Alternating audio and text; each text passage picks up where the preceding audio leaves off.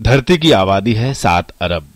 इन 7 अरब लोगों की जरूरतों और अपनी धरती के भविष्य को देखते हुए ही इस साल के विश्व पर्यावरण दिवस की थीम है 7 अरब सपने एक ग्रह, एहतियात से खर्च करें।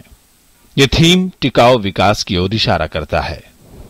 लेकिन क्या विकास और पर्यावरण की जरूरतों के लिहाज से हम सही दिशा में जा रहे हैं? सभी बड़ी आर्थिक महाशक्तियों ने ऊर्जा आधारित औद्योगिकरण के मॉडल को अपनाया है। देश के मध्य वर्ग की आबादी करीब 60 करोड़ है।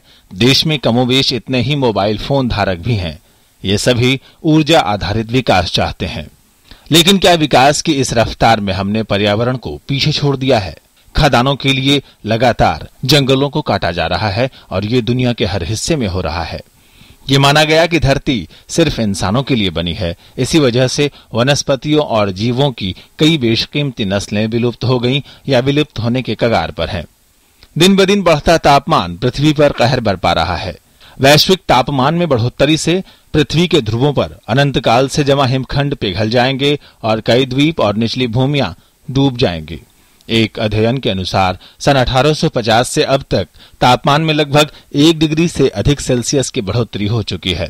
एक और अनुमान बताता है कि ओजोन में कमी और कार्बन डाइऑक्साइड में वृद्धि से सन 2030 तक तापमान 2 डिग्री सेल्सियस से अधिक बढ़ जाएगा।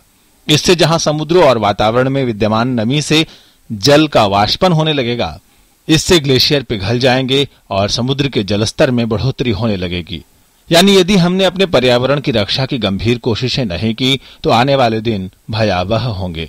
औद्योगिक इकाइयों से अनेकानेक प्रदूषणकारी तत्वों की वजह से समूचा वायुमंडल जहरीला होता जा रहा है।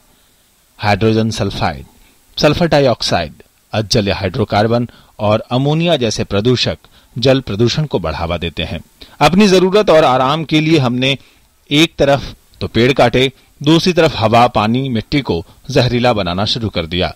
भारतीय समाज में वृक्ष पूजा की सांस्कृतिक परंपरा रही है, लेकिन असलियत यह है कि दुनिया में पर्यावरण चौकसी के मामले में हम पिछड़ गए हैं।